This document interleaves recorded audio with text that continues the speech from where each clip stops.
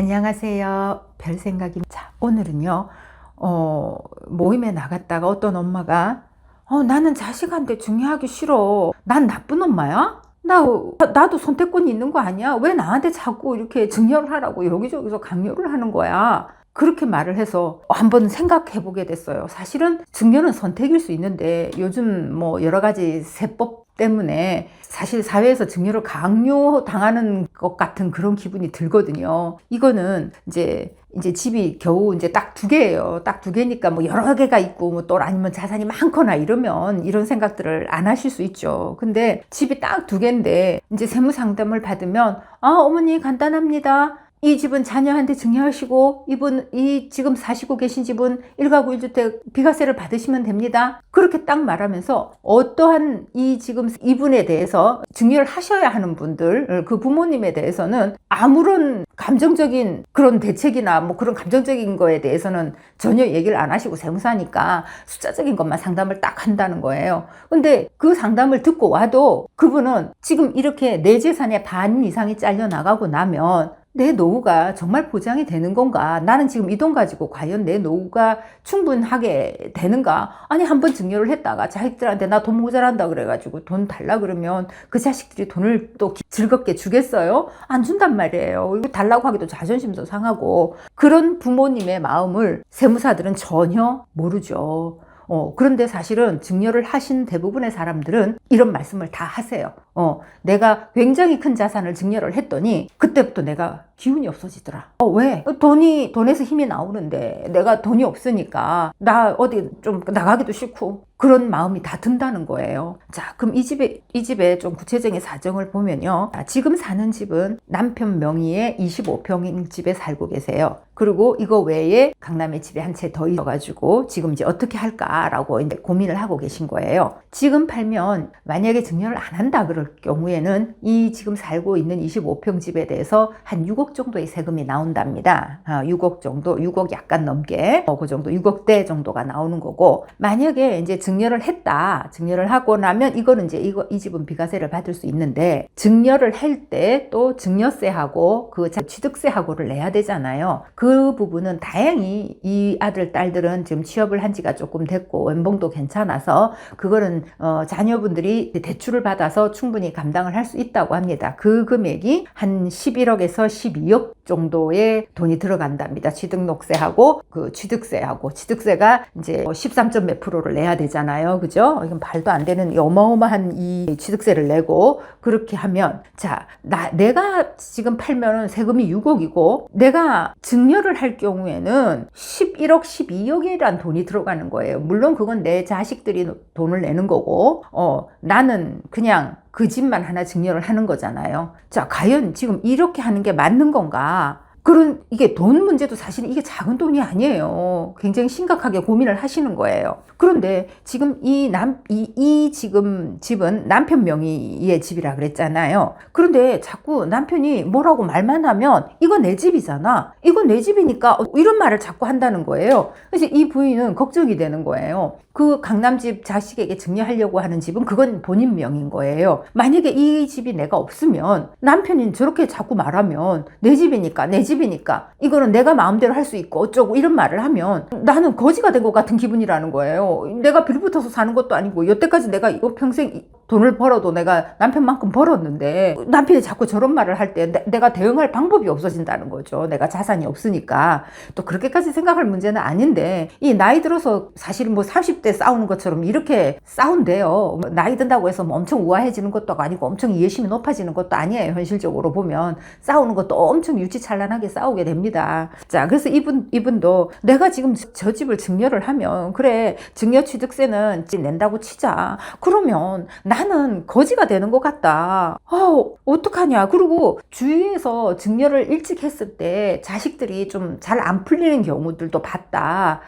그것도 걱정을 하시더라고요. 근데 제가 보기에는 뭐 이 집 자녀분들 같은 경우는 그런 걸 크게 걱정하지 않아도 되는 상황인데 이분은 또 그런 것도 걱정을 하시더라고요. 그래서 저는 만약에 그 집을 자식들이 팔까 걱정이 된다면 그 집을 한 사람한테 한 자식에게 주지 말고 두 자녀 이름으로 공동 명의로 주면 그 집을 쉽게 팔 수가 없을 거다. 그러니까 공동 명의로 해서 그 집을 증여를 해라. 이렇게 얘기를 했거든요. 그랬는데 이제 계속 이분은 고민을 하시는 거예요. 그러다가 한번 집을 내놔보고 이 집이 팔리면 그냥 증여 안 하고 내가 그거 가져가는 거 하려고 내가 글로 이사 들어가지 뭐. 이렇게 생각을 하고 이제 12월 말쯤에 내놨어요. 지금 막 여러 가지 대책이 나와서 거래는 뭐 그렇게까지 많이는 안 되는데도 가격은 계속 올라가고 있는 때잖아요. 그런데 딱 2월 달에 최고가로 거래가 돼버린 거예요. 자, 그러면 이제 세금은 뭐 6억 넘게 좀 내겠죠. 그러면 이분들은 이제 증여를 안 하는 거예요. 이거 세금을 어차피 낼 거니까. 그 증여를 할 계획에 있었던 그 집은 이제 본인들이 글로 들어가서 1가구 1주택으로 내가 거기서도 이제 그냥 살겠다. 낡은 집인데 굉장히 사실은 주거 환경이 굉장히 열악해요. 그냥 주차장도 별로 없고 그래가지고 차를 살 수 있을까 할 정도의 그런 상황이라서 이것도 이제 재개발을 지금 얘기하고 있으니까 재건축을 얘기하고 있으니까 그러니까 상황이 굉장히 안 좋은데도 할 수 없이 거기 들어가서 살아야 된다는 거예요. 내가 말년에 나 그 집에 들어가기 정말 싫은데 할 수 없이 들어가서 살아야 된다. 그렇게 얘기를 하더라고요. 뭐 상황이 그러니까 지금 우리나라는 지금 우리 개인의 선택이 아니고 법에서 강요하는 대로 우리는 움직일 수밖에 없어요. 그래서 이제 그렇게 가야 된다. 자, 지금 이런 상황이나 아니면 이런 고민을 하시는 분들이 굉장히 많아요. 그런데 여기에는 제일 중요한 게 사실은 우리가 주고 싶어 주는 거 아니에요. 대부분의 엄마들도 지금 60대에서 자식들한테 이렇게 증여를 하는 거는 주고 싶어 주는 거 아니에요. 증여를 하는 거는 이거는 세금 문제 때문에 자, 종부세, 의료보험 이런 것들이 너무너무 무서워요. 아닐 말로 그 강남집 하나를 월세로 돌려서 그 모든 걸 메꾸면 되기도 해요. 버틸 수는 있어요. 그런데 그 과연 버티는 게 그럼 나중에 늦게 가면 그 자식들은 그 집을 받을 수 있을까 하는 또 고민까지 하는 거예요. 집값이 자꾸 올라가면 집값이 그냥 가만히 있어주면 좋겠는데 또 그것도 아니잖아요. 그러니까 끊임없이 고민을 해요. 근데 우리가 문재인 때부터 굉장히 많은 사람들이 증여를 했어요. 근데 그때 증여를 하고 엄마들이 막 우울증에 빠진 사람도 있었어요. 막 몇 개월 동안 집 밖에도 못 나오고요. 그런 사람들이 있었어요. 누구나 다 굉장히 싫어해요. 그 부분에 대해서. 이제 자식들은 그걸 받는 입장이잖아요. 그러면 자기들은 뭐라 그러면 취등록세 자기 아니면 증여세 낸다고 자기도 대출 많이 받았다 그러면서 자기가 힘들다고 하는 거예요. 이러면 안 되는 거예요. 이렇게 큰 자산을 주면 적어도 부모님한테 감사하다 소리를 진짜 100번은 해야 되는 거예요. 안 그래요? 누가 세상에 나한테 공짜로 1,000만 원, 2,000만 원을 주겠어요. 이거 다 10억 이상의 자산을 주는 건데 이 자식들은 이게 자기가 자식이니까 이게 내가 이거 받을 권리가 있다고 생각하는 것 같아요. 권리 아닙니다. 우리가 증여를 해야 되는 것도 의무가 아니에요.